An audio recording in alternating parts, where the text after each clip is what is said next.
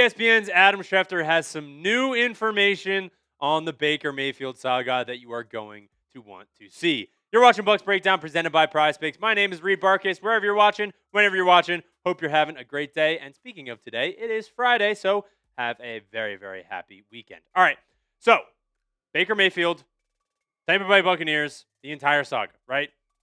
What's new from Adam Schefter? He was on the Pat McAfee show, and he was talking about the new information that he has on what's going on between Baker Mayfield and the Buccaneers. He said Baker Mayfield isn't happy with the Tampa Bay Buccaneers. Wow, shocker. The team isn't happy about the way he spoke about the organization. If I was the Tampa Bay Buccaneers, I probably wouldn't be happy with how Baker spoke about the Bucs yesterday in his media dump, talking about how he's disrespected and undervalued by his team, which is understandable. And then on Baker Mayfield's side, like, no deal getting done. It's understandable on both sides, right? But now the Bucs aren't very happy with how Baker Mayfield talked about them yesterday. So then Adam Schefter continues on the Pat McAfee shows and says the Buccaneers were offering Baker Mayfield over $50 million a year, which I was like, wait a second. Jeremy Fowler was talking to Baker Mayfield, and he said they weren't close to $50 million a year. And I was like, okay. He said they felt their offers in the final days of the negotiations were competitive. They offered Baker Mayfield a 2-year deal worth slightly above $100 million in total. This is from Adam Schefter talking about ESPN's Jeremy Fowler's, like, his little blurb and article yesterday about what the Bucs offered Baker Mayfield. It was a 2-year, a little over $100 million deal, right? Now, 2 years is not that bad in my eyes, right? It's not terrible. But if you're talking to Baker Mayfield and you're saying, hey, you're our franchise quarterback, you're our guy, we want you, but we only want you for 2 years, doesn't spring a bunch of confidence onto Baker Mayfield, right? I think he deserves at least one more year on that contract, right? Because in my contract prediction that I've had throughout this entire time, now this will change at the end of the 2026 season, but I'm still going to stay with my prediction is $165 million, $55 million a year, $82 million guaranteed. $55 million is probably around what Baker's thinking, but like Jeremy Fowler and Adam Schefter are talking about how they offered him a 2-year, a little over $100 million. That would bring it up a little bit over $50 million a year. So they're in that ballpark, right? But is that what Baker Mayfield is thinking? Because I don't really know if the two sides are saying what's true or not. Like, I don't know who's lying, or because Baker Mayfield says that it wasn't close to 50 mil, and then the Bucs are like, no, we offered a 2-year, a little over $100 million. So, like, who's telling the truth? All I think is I hope this doesn't get ugly. I hope that this is not a distraction when we're heading into, probably the most important season for Todd Bowles, for Zach Robinson, a brand new offense coordinator, Baker Mayfield as well. We lose Mike Evans. We lose Devontae David. This is a very interesting season for the Tampa Bay Buccaneers with a lot of rookies and a number 15 overall pick in Ruben Bain Jr., who needs to do well. I hope this doesn't turn into Baker Mayfield is pissed at the Bucs the entire season, and it's just a whole thing. Like, I really do not want that to happen. But coming up, speaking of another thing that's happening that is distracting from regular training camp right now, is Vita Vea. Coming up, I'm going to talk about 3 Vita Vea trade ideas after his request, because if you guys don't remember, Vita Vea on July 27th requested a trade from the Tampa Bay Buccaneers. Now, he is at practice with Tristan Wirfs on the sideline. They're just like kind of at training camp, just there. So there's no bad blood, I don't think. I think it's more of just Vita Vea putting some pressure on the Tampa Bay Buccaneers to get a deal done or figure something out, right? I think that's what he wants to do, because I don't think he wants to go in this final year of his contract not knowing his future, which is understandable, right? So Vita Vea actually on the Up and Adams show said, I don't know. I hope we're close. My fingers are crossed when talking about if they were close on a contract extension. Clearly, they were not, because an hour later, or a couple hours later, he requests a trade. So, like I said before, I think it's more of a putting pressure on the Bucs to say, hey, let's get a deal done before the season starts, because whether it's playing for the Bucs or a different team, I want my future to be handled, right? So we're going to talk about those trade ideas in just a second, but make sure to go over and sign up with our friends over at PrizePicks. If you guys are trying to win some money while watching sports, get started with today's show sponsor, and that is PrizePicks, America's #1 sports picks app, as well as mine since 2022. I mean, if you want a chance to win some money while watching your favorite sports, get started with our friends over at PrizePicks. The app is actually really simple to use. Just pick more or less on a few player stats and lock in your lineup. That's it. Now, if you go on the social feeds feature, you can see my username at Reid Bartkus, and you'll see this lineup that I got cooking up right now. Now, if you want to fade it, tail it, or just follow me on the social feeds feature for any of my future lineups, please go ahead and do so. But today, I got Pete Crow Armstrong the more on his hitter fantasy score at 7.5. Now, they're actually playing right now. So if that is no good by the time you're watching this, I'm very, very sorry. But we also have Paul Skeens, the less on his strikeouts. He's not been very, very hot recently, so I'm taking the less on him. And then I have the more on Angel Reese for the points and rebounds. So you can mix and match the sports over on PrizePicks. Now, if you're a new user and you're like, I have no idea what's going on, best of all, if you play your first $5 lineup and win that lineup, you get $150 in lineups. Guys, come on. That's awesome. Just use code HMA when you sign up. That's right. PrizePicks just switched up their offer, so there's no better time to join than right now. Lock in and win that first lineup. That's code HMA at sign up to get $150 in bonus lineups if you win your first $5 or more lineup. PrizePicks, that's code HMA. Download the app now. So speaking of PrizePicks, let's do a little PrizePicks question of the day. Do you think Vita Vea actually gets traded? Or is this more of a ploy to get the contract negotiations closer and quicker before the season starts? Give me a Y, give me an N. I want to know down in the comment section because honestly, I think this is more just pressuring the Bucs to get something done, right? Because the question is, what is Vita Vea even worth in a trade? Because he's probably one of the best nose tackles in the NFL right now, even though he's 31 years old. So what is he worth, right? Because when I first saw the news that Vita Vea is requesting a trade, I was like, what? He's a cornerstone of the Tampa Bay Buccaneers. Like, why is he leaving? So that's why I ask you that question of, do you think he's actually going to get traded? Because he's there at practice, hanging out with Tristan Wirfs.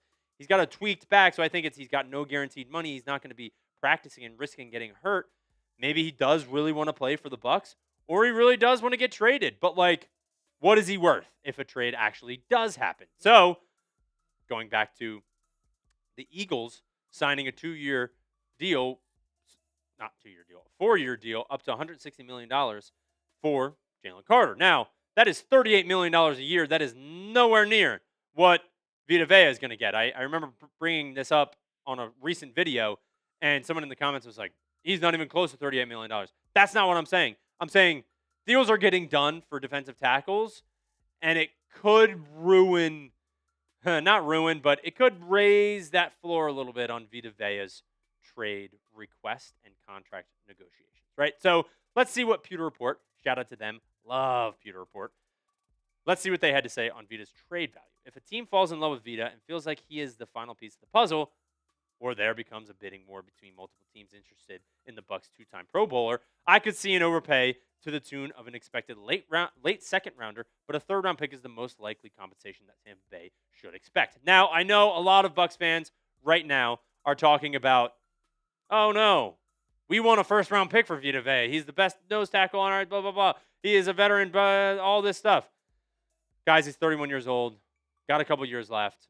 Yes, he's still producing very well, but you got to be realistic, right? Yes, his 2025 PFF grades, they're fantastic. Fantastic. They're great. 72 overall. Pass rush is 77, which is fantastic for a nose tackle. His run defense is 62. He's getting double teamed on majority of the times that he's playing, right?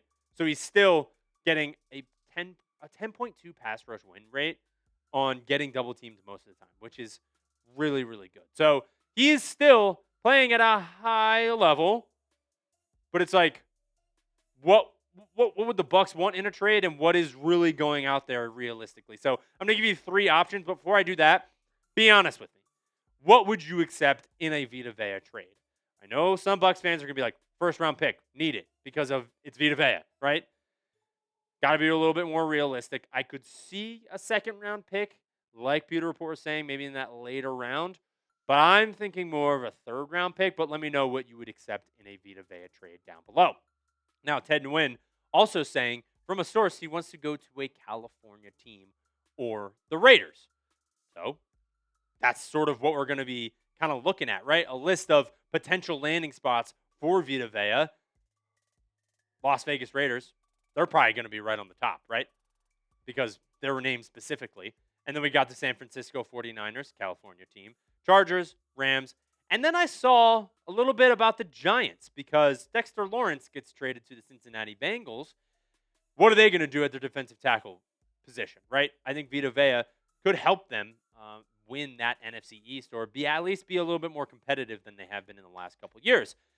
Now, I know, I'm sorry, we will get to the trade requests, or not trade requests, the trade ideas for Vita Vea in just a second.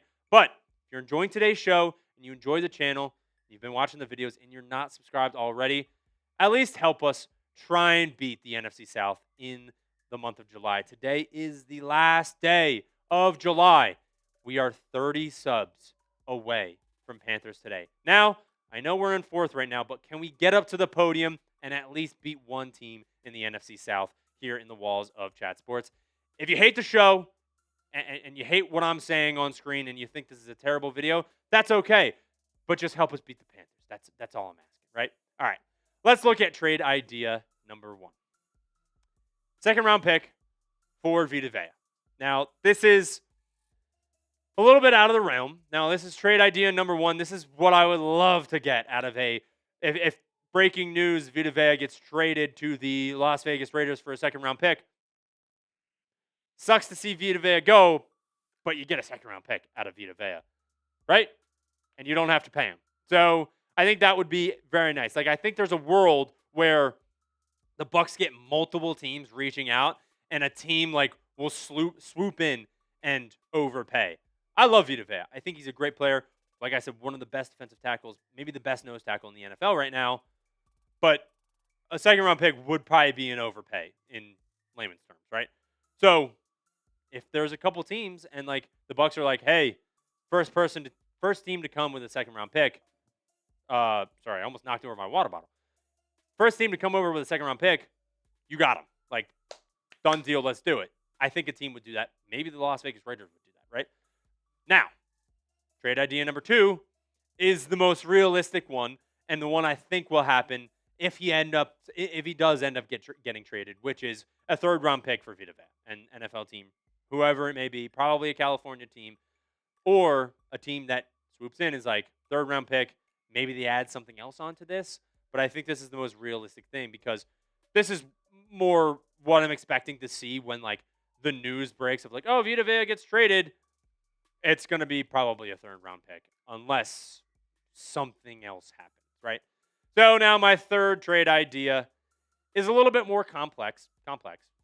It is a player, a fourth round pick, and then a day 3 pick of the 2028 draft. So like a late third or a late fourth, maybe like, I don't know. Actually, no, probably like 5th, 6th, or 7th. Like somewhere in there. Probably like a 6th round pick or something.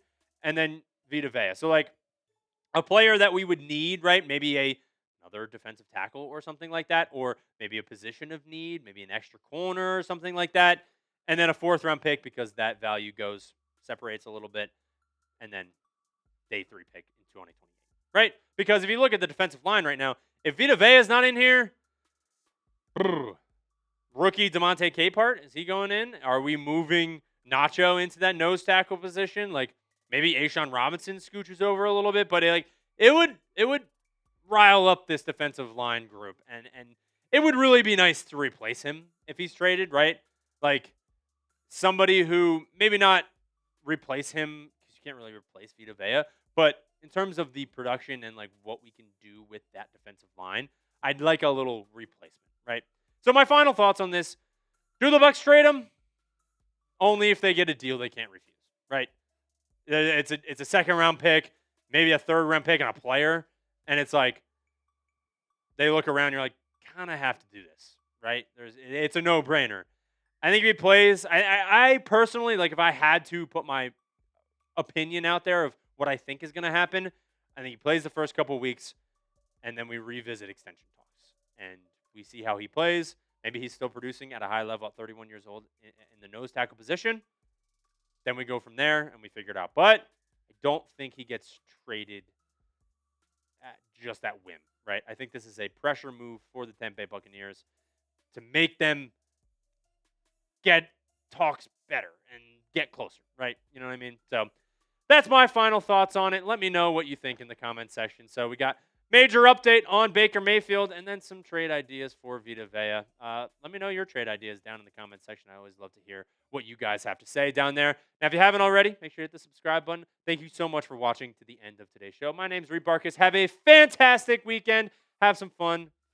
Friends, family, I don't know what's going on. I'm going to go see the Spider-Man movie. So let me know what you're doing in the comment section if you're having a fun weekend. And as always, fire the cannons.